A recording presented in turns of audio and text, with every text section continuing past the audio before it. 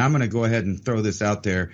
I think at least 100 years, maybe hundreds or more, but at least I can say definitely 100 years, since I'm going to say 1914 as a nice starting point till now. I know we touched on that last time, but this is a 100-year plan. They've known this cycle was going to come for a long time. The ancients recorded it. It's been passed down through lineages of the power elite, or as they like to call themselves, the right to rule bloodlines, or you call, your senators, congressmen, presidents, prime ministers, or the queen herself, and a lot of people with a lot of money you've never even heard of or seen.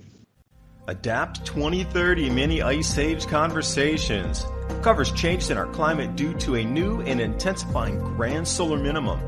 In the media, overlooking, downplaying, or burying cold weather changes occurring on our planet. This is in order to keep the global warming agenda steaming full speed ahead. I do this podcast and radio program because we need to begin conversations on how to adapt our food growing strategies long before 2030 as agricultural zones shift, affecting global crop output. But very few mainstream media outlets are talking about the most important issue of our time: cold weather crop losses. Our sun is going through a 400-year cycle, which has effects on our weather patterns as our magnetosphere weakens and the jet streams go out of flow. It's not CO2, it's not you, it's the sun. Are you ready to thrive in the grand solar minimum? Then join me for Mini Ice Age Conversations. I'm your host, David Dubine, creator of the Adapt 2030 Mini Ice Age 2015 to 2035 video series. All right, good morning, good afternoon, good evening, wherever you are on this planet. Welcome to the show, Mini Ice Age Conversation. My name is David Dubine, your host. I also create and produce the Adapt 2030 channel on YouTube. Welcome once again to our conversations. I'm here with Ransom from 420 TV, Freedom is Films. We were tossing some ideas about the collapsing economy, the evaporating economy, and the total reset into something else, where a deflationary event's going to hit first, followed by hyperinflation. I think people are going to be a bit freaked out when their money doesn't buy as much. How do you think Americans will really digest it when they need a wheelbarrow full of $100 bills to go buy a loaf of bread? You think we'll be down with that? I personally feel right now that the governments of the world can no longer hide it. Have you seen the last week? CNN and Forbes magazine both come out saying grand solar minimums here, but don't worry about it. It won't affect the temperatures. And they even mentioned the Maunder minimum, where temperatures globally drop 2.5 degrees Celsius. Yet they say this time it won't drop the temperature because we're going to put so much CO2 in the air. Very little commerce going on, almost no airplanes, very little traffic, and I doubt that we're going to be putting that much CO2 in the atmosphere from this point forward as long as you live listening to these words. So, Ransom, thanks for joining, man. Let's get the conversation started. Stay positive. I'm just trying to stay positive in the chaos. That's kind of my objective today. Stay positive in the chaos. It's funny. I had some of those articles queued up, and I'm looking at them, and now they say that they're not safe sites, or web page just no longer exists. I had 3 different articles about the grand solar minimum in mainstream news. I don't know what happened to them. Maybe I'll try to find them again, but that's pretty bizarre. What do you think about that? It's just disappearing right here, right when we were wanting to talk about it. And what's funny about this is they're talking about, they're so worried about the magnetosphere collapsing all of a sudden. Some of the tech companies, at the same time as they're telling us we're about to do manned space flight again. So we're about to send some people up, supposedly through the radiation, right? And then all the new radiation, because we have a smaller magnetic field. Yeah, that was one puzzling thing for me, too. Growing up hearing about the moon landings, and then also at the same time when it was really getting a lot of traction about the Van Allen radiation belts and understanding truly what those belts of radiation that surround our Earth. There's all these different measurements of them now, and they're getting really good glimpses into this new discovered F4 layer. And there's an enormous amount of information coming out about the Van Allen radiation belts around the planet.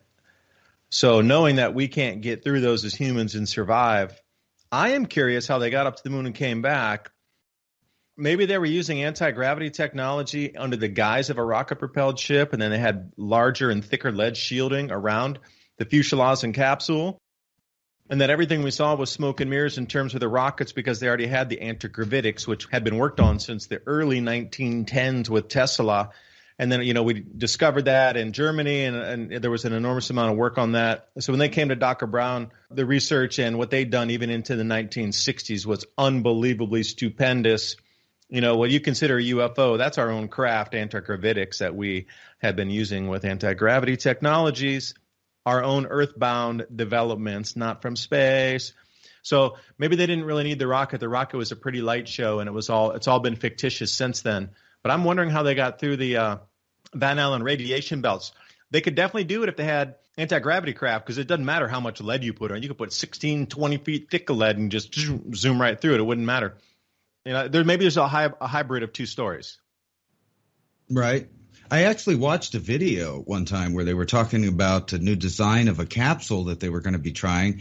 And I've been trying to find that video, but I watched it. It was a NASA produced video. But anyway, the guy was talking about how their new thing would shield them from radiation and they could finally do this. And then I immediately thought, but you guys already did that, right? So why would you be saying we can finally do it with a new type of capsule that would, shield them from the radiation? It was very bizarre. But looking at this article here, they're whining about it right here. All of a sudden, we're worried about our satellites. Ironically, after we just put up like 75,000 new satellites. Something smells weird here, don't you think? Yeah, it certainly does. And knowing that there should be some exceptional pulse from the sun coming out in a CME, coronal mass ejection, or some type of hydro flare, whatever it might be, a plasma discharge from the sun, ripping through our atmosphere. And every grand solar minimum, one of these large expulsions happens from the sun, every single grand solar minimum. So knowing that we're going into a grand solar minimum, we're in the midst of it now, just at the very cusp, coming into it, getting much more heavier weather effects now and climate effects. Why would they launch all the satellites knowing that those things could be fried up in space? Unless there's something else with the tech they're not telling us about. And see, I do believe that there's much different tech that we're not being told about that could be 50 or 100 years in front of us that's protecting some of these things that we think might be getting fried right now. I think they're trying to slowly explain how they're about to do some really weird stuff because of the planet changing. It's going to happen kind of like dominoes, but it'll happen pretty fast as far as someone's lifespan goes. And then you'll just be sitting there wondering how everything could have changed so much. But yeah, they're talking about this. SpaceX will make history with NASA's astronaut launch. You can't go to it because, the COVID. So you can't even go watch it, supposedly. No tourists allowed. So I don't even know what they're doing. So I'm sure we'll get to watch something on television. And I'm sure television's never faked. There's no such thing as deep fake, and go back to sleep. Yeah, just watch it from your home too, and then with the crop tours this year, speaking of that television thing, I would love to go out and watch the launch myself. Imagine the sounds, the beauty, especially if it's a nighttime launch. You can see quite a bit more than during the day. But the virtual tours this year for crop yield assessments as well, it's all virtual. No, there could be no fraud in that. You mentioned there. No, there could be no fraud. And the USDA now reporting everything the way they want it because there's nobody out allowed to go on the tours and they don't have to social distance even out on the farms. See, this is the weirdest thing for me. How are they making people social distance on a farm in the middle of a field of like a 10,000 acre farm and they're afraid to stand together? On a 10,000 acre farm where there's only 5 people, couldn't they stand far enough apart to still go out in person and look in these people's farms? You can't be doing stuff on private property like you used to be able to. What private property? You have no more private property, right? Right. State the obvious. Sorry. Moving from Anejo to Reposado. I know you particularly and many other people have been stressing what you're going to do when the storms come for you and then the power actually gets turned off. Or maybe it's not that kind of storm. Maybe it's a solar storm. And when it goes down, it just goes down for a long time. Not like this. They'll probably have this fixed. But it's talking about the Willis Towers rain led to extensive flooding. Now, a lot of people are, I guess, theorizing levees, bridges, and everything. Supposedly, we've been fixing the infrastructure since Obama with shovel-ready programs. All these dams, levees, and power grids are all 1960s era tech, and no one's been fixing or, upgrading any of it. So why wouldn't they upgrade it? Do you think that they knew that they wouldn't have to upgrade it because the Earth was going to change and go into a new cycle that they already knew about and were planning for? And I'm going to go ahead and throw this out there. I think at least 100 years, maybe hundreds or more, but at least I can say definitely 100 years, since I'm going to say 1914 as a nice starting point till now. I know we touched on that last time, but this is a 100-year plan. They'd known this cycle was going to come for a long time. The ancients recorded it. It's been passed down through lineages of the power elite, or as they like to call themselves, the right to rule bloodlines, or you call, your senators, congressmen, presidents, prime ministers, or the queen herself, and a lot of people with a lot of money you've never even heard of or seen. I believe the entire lockdown is a premise to control the world's populace as the food supply shocks hit. And this is all known on a timeline. And this is the reason that China's been so heavily invested in Central and North Africa, because they knew that the West African monsoon was going to shift in a 3,600-year cycle, which would then allow them to grow food in what's now a desert if they tap the Nubian aquifer and combine it with the new shifting massive rain. Why do you think all the locusts are there?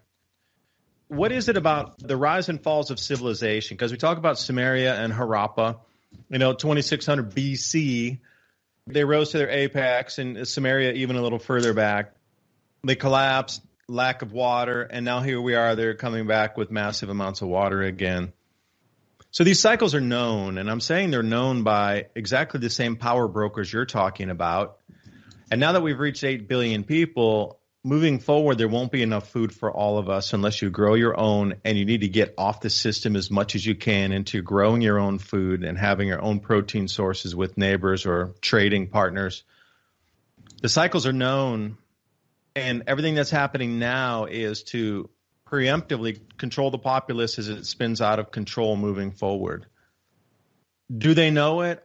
I'm going to say absolutely 1,000% yes, because I know somebody who's an advisor to the science head that also advises our current government. I know somebody who's actually advising them on what's going on with the grand solar minimum. At least our government knows. So look how they're behaving. And you need to ask around the planet, Rance. I'm sorry to cut you off here, but I'm going to rant for a second, because it seems like a coordinated effort around the planet. It wasn't like, hey, let's lock everybody down. We care about your safety.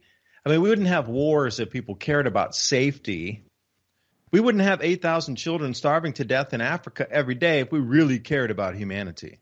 I'm done. Yeah. I want to throw something else at you, because it's just right down the same line of thinking with these elites. Last time on my 420 TV news, I showed this little cutesy video that was showing the food that the royals do not eat and why, at least their excuse why. It was kind of bizarre things. But they refuse to eat rice, bread, potatoes, garlic, onions. It was something else. Oh, yeah, fruit and vegetables that are out of season. And I wanted to point out this article because, probably as I do, that the Queen does not travel without her own food, her own fruits and vegetables grown by her own gardener in her own gardens. And this article right here, it's fruits and vegetables are trying to kill you, which is a really good article. It talks about how antioxidants, vitamins, don't stress your body like plants do. They don't have the enzymes and all of these other things from a plant that's struggling, meaning you growing it at home, versus this super duper genetically modified, perfect looking, monstrosity that's at your grocery store. The food that you grow at home, even if you're having a little struggle, it looks a little raggedy or it's a little, you forgot to water it one time, but the plant survives, giving you the best effects of antioxidants in your body and stuff like that. And this article, without telling you, because they don't tell you this part, it's not mentioned one time about growing your own food. However, they talk about fruits, nuts, vegetables, et cetera, et cetera, et cetera. There's nothing like it for your body, and no one eats this now And imagine whenever there's not even the fake food-like stuffs at the grocery store, and these empty shelves are freaking people out, and they're going to start getting sick from their mentality. And then after that, malnutrition is going to kick in for some people, just out of laziness, not wanting to go fight the people at the store to try to get food.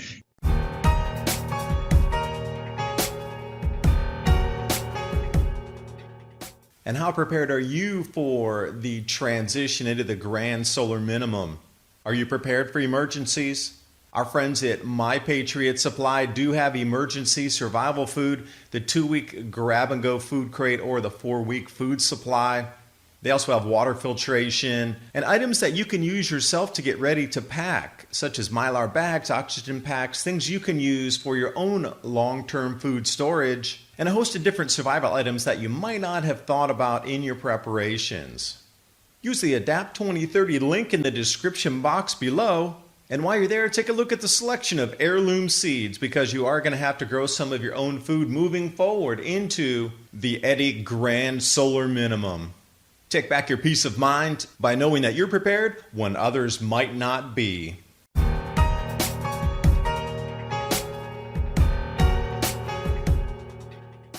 And you see right behind me here at the end of this video, there is food there. But it's all the most expensive organic food there, and lamb. There was no beef. This is all lamb right here behind me. All of that's lamb. That's the only thing in the meat aisle. The pork was gone. The beef was gone. The chicken was gone. It's gone. So if I had to feed my family just, going out there, out of luck. Unless you know your local farmer and you could use that same amount of food to go buy much more meat.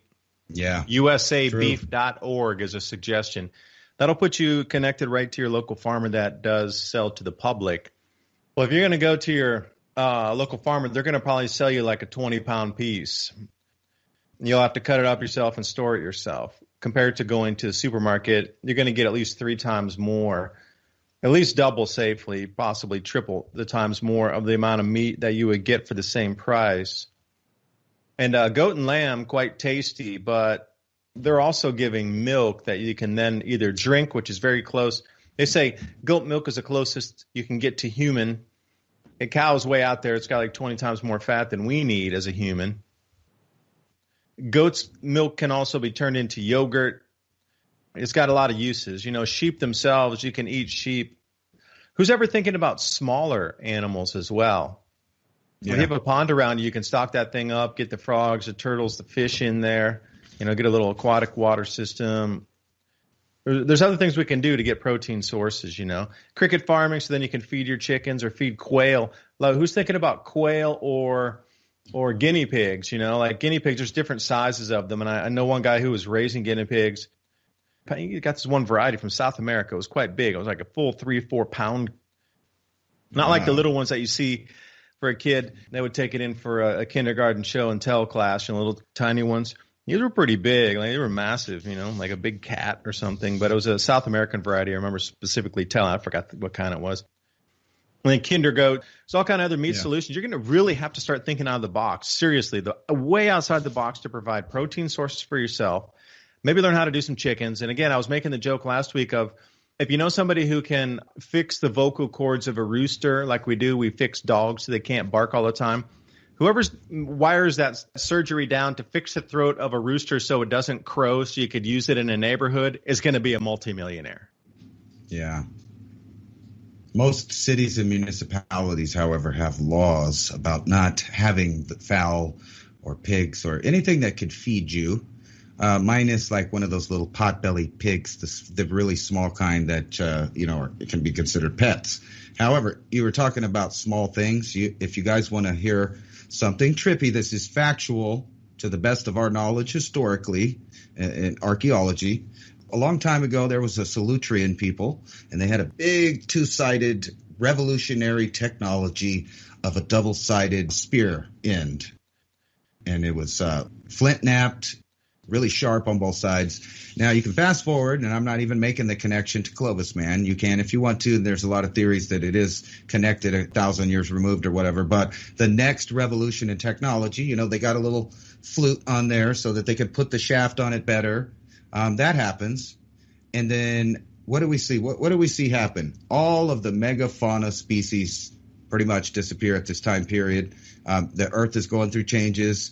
And then you start seeing Folsom and then modern spear points and arrowheads. So the tools got smaller and smaller and smaller and smaller because they were hunting smaller and smaller and smaller animal because that's all there was.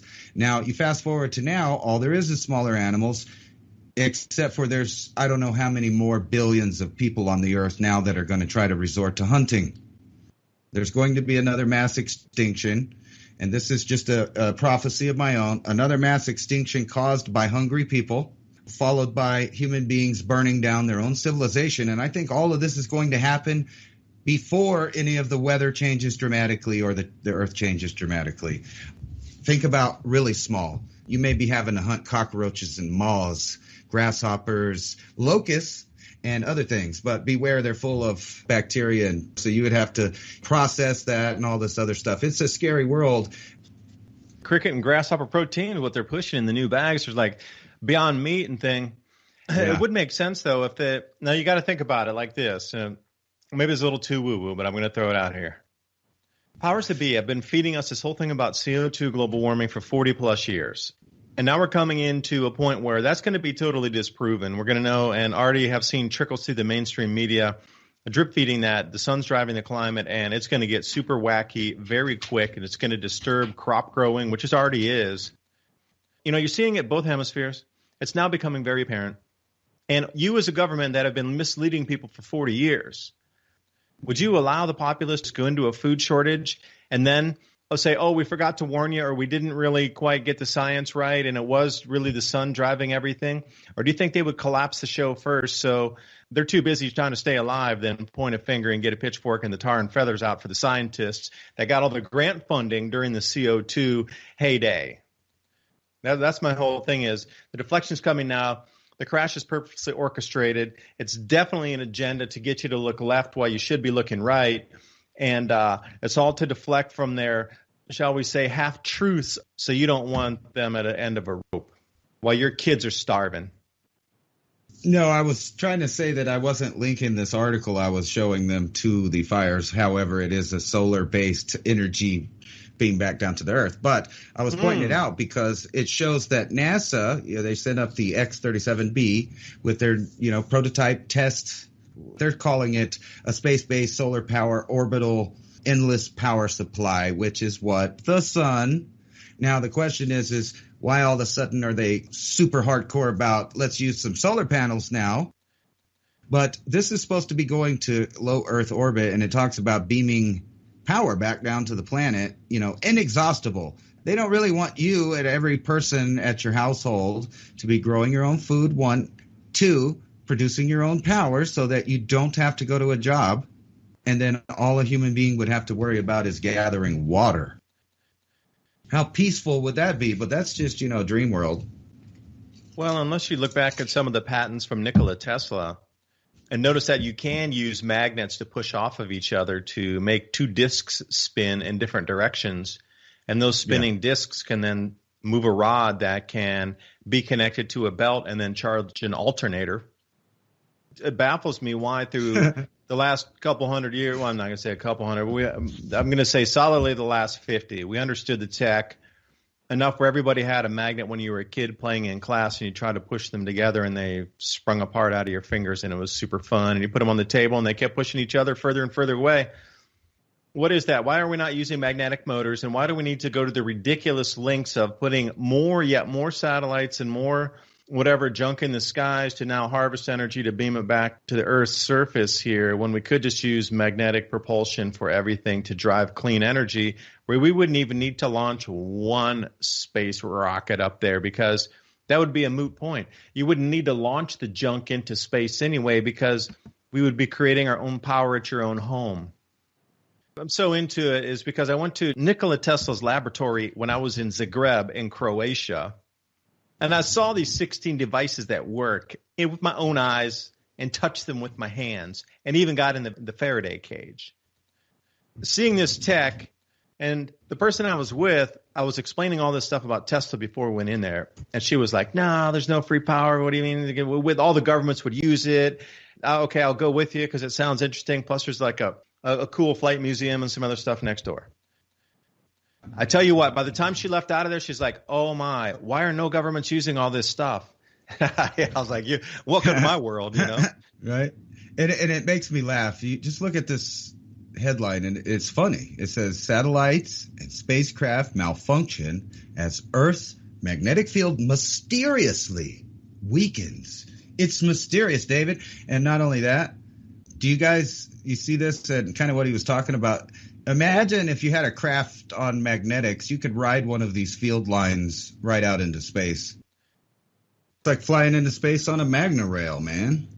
Oh, yeah, they're illuminated when we see the auroral lights. Yeah, and when you get these, they call it like plasma ropes. Steve is the name of the one that they've been citing a lot more. The founder was named Steve, so they call it.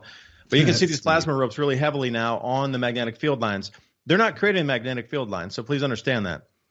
When you're seeing these magnetic ropes in the sky, especially around the polar regions that are real super heavy, they're heavily ionized. I mean, they're into glow mode. They're so electrically active. They're following the magnetic field line. They're not creating it. They're following it. See, that magnetic field line's always been there. Now we see these plasma and they call them field-aligned currents, these Birkeland currents coming off our poles. Imagine what the ancients had witnessed and what they'd scrolled on the canyon walls. They saw something in an uber display of really electrified skies that allowed them to see plasma, things that look like dragons or Squatter Man or all this kind of thing. But that's what you'd be jetting out on. So spacecraft launch ports would probably be more around the North Pole. But again, you're not allowed up there in that region too much. And can you imagine if there's already a spaceport center up there that they've been launching off these magnetic field lines for such a long time? But that'd be 100 years in front of us. So that's why maybe regions of the pole are off limits. Like you really can't go to a lot of regions in the North Pole. You're forbidden. Yeah. I think they're about to make it forbidden out at Area 50 around there too. But this might be a new volcano forming out here. And if you've seen, there's over 500 quakes after a 6.5 hit about a week ago. And it's curiously out there near Groom Lake and all of that stuff. The ground has come alive. Has it? Or is this literally just one of the first stages of things changing, especially with the magnetic field lines moving? As everybody that probably watches this channel, yours and many others, realize that the magnetic pole, not the physical pole, but the magnetic pole is, moving into Siberia and may eventually end up, around India or, who knows where it ends up because they flip around. And if you've ever played with magnets like you were talking about, which I still do, by the way, I have some super magnets. And right now I'm doing some experiments with ants now that I've discovered that they build their own magnetic field around their hole. I wanted to see if I put it out there, would they come out on days they don't usually come out? Because it seems to me that they are using this, and maybe ancient man realized this. The ancient man was pretty smart, and we get these stories of ant people coming out of the center of the earth and, helping human beings and bringing them in. That may be just a metaphor for people understanding that ants hide in the ground during damaging magnetic sphere conditions where there's basically nothing and you're just getting these solar particles. Maybe even at times when we had big flares, they noticed that the ants were hibernating at the wrong time of the year, and maybe they just followed the ant people's idea and dug some holes and dug in and got through it.